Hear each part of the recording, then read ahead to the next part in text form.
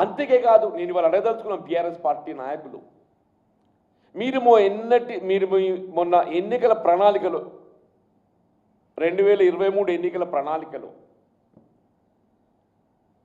మీరు రైతాంగానికి సంబంధించిన రుణమాఫీ ప్రక్రియ అది 1 లక్షనా 2 లక్షల ఎంత అని, సరే మేమైతే 2 లక్షల రూపాయలు మేము పేర్కొన్నాము, మీ 1 లక్ష రూపాయలు ఉండేది అంతకుముందు 2 పర్యాయాలు, మీ మేనిఫెస్టోలో మీరు పేర్కొన్నారా? మీరు చేతులు ఎత్తేసిన కదనే, మేము ఇక ఈ రుణమాఫీ చేయలేము, ఇది మాత్రం సాధ్యం కాదు, రాష్ట్రంలో రైతాంగం ఏమైనా మంచిదే కాక మేము వాళ్ళని ఆదుకోలేమని చెప్పని చేతులు ఎత్తేసారు. కానీ కాంగ్రెస్ పార్టీ రాహుల్ గాంధీ గారు Warangal declaration you must remember 2 లక్షల రూపాయల వరకు ఏదైతుందో రైతాంగాన్ని రుణ విముక్తులు చేసే విధంగా అప్ టు 2 lakh మేము ఎన్నికల ప్రణాళికలో పేర్కొనడమే కాదు, మొదటి సంవత్సరంలోనే సంవత్సర కాలంలో ఇలా రాష్ట్రంపై ఎంత ఆర్థిక భారం పడినప్పటికీ, ఎన్ని ఇబ్బందులు ఉన్నప్పటికీ 21,000 కోట్ల బడ్జెట్ ఏదైతుందో ఈ రుణమాఫీపై వెచ్చించడం జరిగింది. 21,000 కోట్లమ్మా. వీళ్ళు బీఆర్ఎస్ పార్టీ మీ 2 పర్యాయాలు కలిపి రుణమాఫీ మీద ఎంత వెచ్చించిండ్రో, చివరికి చేతులు ఎత్తేసిండ్రో, మేము ఏకమొత్తంగా 1 సంవత్సర కాలంలో 21,000 కోట్లతో 2 లక్షల రూపాయల వరకు ఏదైతే రుణమాఫీ చేశారు. This is know where in the nation, మీరు ఏదైనా రాష్ట్రం ఇంకెక్కడైనా ఉన్నట్టయితే ఉటంకించండి. వాస్తవాలు ఒక విధంగా ఉంటే దాన్ని మీరు ఏ విధంగా వక్రీకరించాలి? ఇవాళ మీరు రైతు బంధు ఏదైతుందో అని ఇప్పుడే పేర్కొన్నా నేను, సాగు యోగ్యంలో లేనటువంటి యొక్క భూమికి పెట్టుబడిదారులకు భూస్వాములకు ఏదైతుందో లబ్ధి అనుకూర్చే విధంగా మీరు కార్యక్రమం అమలు చేస్తే ఈ ప్రభుత్వం ఏదైతుందో సాగు యోగ్యమయ్యేటువంటి యొక్క భూమి కమతం ఎంత ఉన్నా దెర్ ఇస్ నో లిమిట్. అందరు అనుకున్నారు ఇది ఎన్ని ఎకరాలకు ఇస్తారు, ఎంత ఇస్తారు. వీళ్ళ రాష్ట్ర ప్రభుత్వం ఏ విధమైనటువంటి ఆంక్షలు లేకుండా సాగు యోగ్యమయ్యేటువంటి భూమి ఎంత ఉన్నప్పటికీ కూడా మీరు ఎకరా పంటకు 5,000 10,000 ఇచ్చిందమ్మా. బట్ దిస్ గవర్నమెంట్ సంవత్సరానికి 12,000, పంటకు 6,000, సంవత్సరానికి 12,000, పంటకు 6,000. మీరేదైతుందో ఆరంభంలో 4,000తో ఆరంభించిందమ్మా. రైతు బంధు ఆరంభంలో మొదటి సంవత్సరం ఏదైతుందో పంటకు 4,000, సంవత్సరానికి 8,000తో ఆరంభించింది. తదుపరి కాలంలో దాన్ని పంటకు 5,000 10,000 దాన్ని పెంచారు. ఎస్, మేమేదైతుందో దీన్ని 15,000 ఇవ్వాలని చెప్పి భావించినా ఇవాళ ఆరంభంగా దీని పంటకు 6,000, సంవత్సరానికి 12,000 అమలు చేసే దిశగా ఏదైతుందో ఇవాళ 4,000 వరకు 4 ఎకరాల వరకు అయిపోయిందమ్మా. ఇన్ అదర్ ఫ్యూ డేస్ ఏ విధమైన ఆంక్ష లేకుండా పంటకు 6,000 చొప్పున ఏదైతుందో రైతు భరోసా అమలు చేయబోతున్న ప్రభుత్వం వీళ్ళ కాంగ్రెస్ పార్టీ కాదమ్మా. ఇవాళ మీరు రైతు బీమా అమలు చేసిండ్రు, యువర్ రైట్. మేము కంటిన్యూ చేస్తున్న పంటల బీమా, రైతు బీమా. మరి అదే పంట నష్టపోతే ఆ పంటకు పరిహారం, అది ప్రకృతి వైపరీత్యమే కానీ చీడపురుగే కానీ కారణం ఏదైనా కానీ పంట నష్టపోతే రైతులు ఆదుకోవడానికి కొరకు ఫసల్ బీమా యోజన, క్రాప్ ఇన్సూరెన్స్, పంటల బీమా మీరు అమలు చేయాలని ఆలోచన చేశారు ఎప్పుడన్నా? ఇవాళ ఈ ప్రభుత్వం ఏదైతుందో రుణమాఫీతో పాటుగా, రైతు భరోసాతో పాటుగా, విత్తన సబ్సిడీతో పాటుగా, రైతు బీమాతో పాటుగా పంటల బీమా కూడా అమలు చేసి రైతుకు అండగా నిలబోతున్న ప్రభుత్వం వీళ్ళ కాంగ్రెస్ పార్టీది.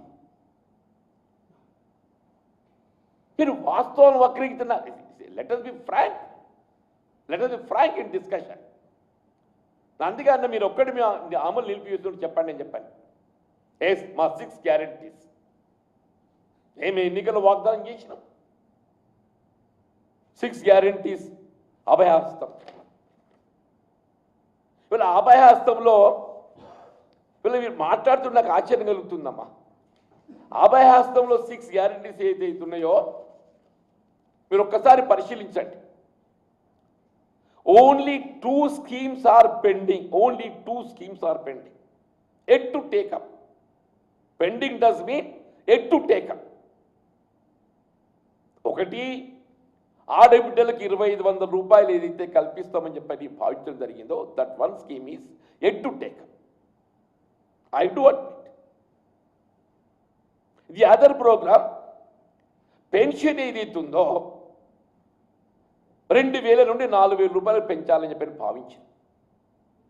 ఈ 2 schemes we are yet to take. The other schemes మేము మొత్తం 6 గ్యారంటీస్లో పేర్కొన్నటువంటి అంశాలు ఒక్కొక్కటి నేను మీకు వివరిస్తా. ఇవాళ మేము మహాలక్ష్మిలో free travel in RTC buses అన్నమే.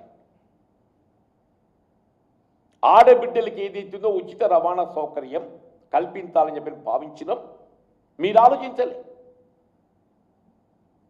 This is right from 9th of December we are getting it implement. 7th of December ఏదైతుందో ప్రభుత్వం బాధ్యతలు చేపట్టింది.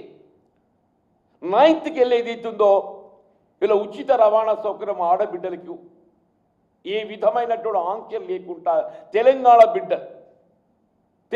బిడ్డలు ఆధార్ కార్డ్,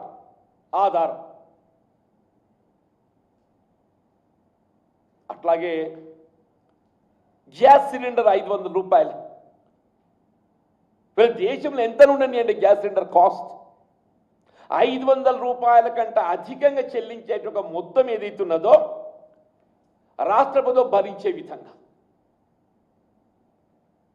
మీరు అమలు చేయలేదే, మీరు ఆలోచన చేయలేదే. ఈ 2 ప్రోగ్రాం మీరు ఆలోచన చేసిందా?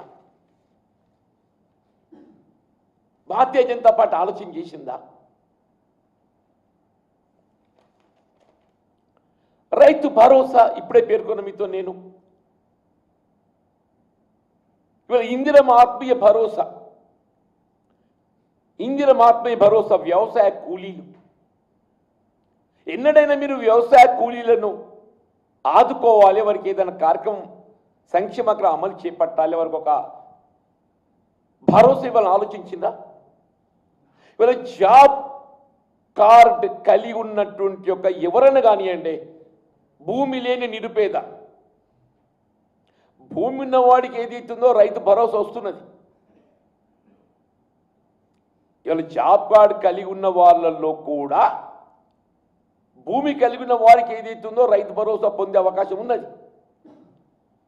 భూమి లేని రైతు కూలి ఎవరైతే ఉన్నారో వారిని ఆదుకోవడానికి ప్రత్యేకంగా సంవత్సరానికి 12,000 2 విడతలుగా 6,000 వాళ్ళు అమలు చేయడానికి సంకల్పించి,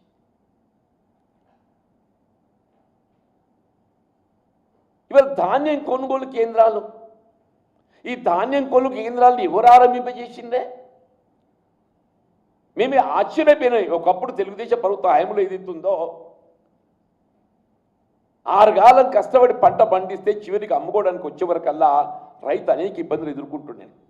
కానీ వైఎస్ రాజశేఖర రెడ్డి గారు ముఖ్యమంత్రిగా ఆనాడు గ్రామాల ధాన్యం కొనుగోలు కేంద్రాలు ఏర్పాటు చేసి మద్దతు ధర కల్పింప చేయడానికి కొరకు ఏదైతే కార్యక్రమం అమలు పెట్టడం జరిగింది. The same program now we are continuing. ఏ విధమైన ఆంక్షలు లేకుండా, తప్ప లేదు, తాలు లేదు, దుమ్ము లేదు, ధూళి లేదు, ఏ విధమైన అదనపు తూకం లేకుండా వాళ్ళ ధాన్యాన్ని మద్దతు ధర కల్పింప చేయడానికి అమలు చేయడమే కాదు, సన్న రకాలు వరి ధాన్యానికి బోనస్.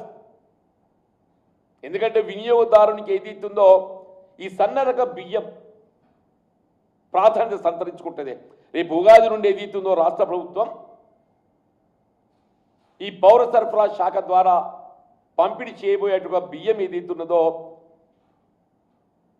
పీడిఎస్ రైసే సన్న రకం పంపిణీ చేయాలని సంకల్పిస్తుంది.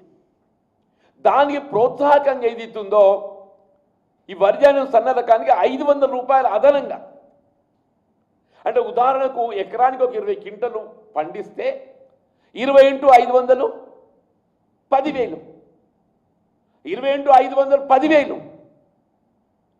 దేశంలో ఎక్కడైనా వీళ్ళు కేవలం మద్దతు ధర మినహా ఏ రకం ధాన్యమని కానివ్వండి బోనస్ కల్పిస్తున్నటువంటి ఒక ఉదాహరణ ఎక్కడైనా ఉన్నదే? బీఆర్ఎస్ నేను ఆలోచన చేసిందా? ఆశ్చర్యం ఎవరు మాట్లాడటం చూస్తుంటే. రైతాంగానికి ఏదైతుందో ఉచిత విద్యుత్ సౌకర్యం, దీని అమలు చిత్తాలు పెట్టింది ఎవరే? కాంగ్రెస్ కాదా? ఆనాడు 2004లో I remember YS Rajasekhara Reddy garu ముఖ్యమంత్రిగా ఏదైతుందో ఆనాడు ఎన్నికల్లో మేము రైతాంగానికి ఉచిత విద్యుత్ సరఫరా చేస్తాం, అందిస్తామని చెప్పంటే ఎద్దేవా చేసిందే. రాజశేఖర రెడ్డి గారు ముఖ్యమంత్రిగా పదవి బాధ్యతలు చేపట్టడంతోనే ఎల్బీ స్టేడియం అన్నాడు ఆయన మొట్టమొదటి సంతకం ఏదైతుందో ఉచిత విద్యుత్ మీద పెట్టిండన్నమాట. ఉచిత విద్యుత్ మీద, రైతాంగాన్ని ఉచిత విద్యుత్ మీద పెట్టంటే ఎవరికైనా ఉంటుంది అని చెప్పంటే కాంగ్రెస్ పార్టీకి ఉంటుంది చెప్పండి. కాంగ్రెస్ పార్టీకి ఉంటుంది చెప్పండి. These are the programmes we are implementing. మీరు మా గురించి మాట్లాడడం చూస్తుంటే నాకు ఆశ్చర్యం కలుగుతుంది. అదనంగా గృహజ్యోతి ఇలా 200 యూనిట్ల వరకు ఏదైతుందో ఎవరైనా కానీ అమ్మ కులం లేదు, మతం లేదు, 200 యూనిట్ల వరకు అయితే విద్యుత్ వినియోగం పరిమితమవుతుందో వారికి ఉచిత విద్యుత్ గృహ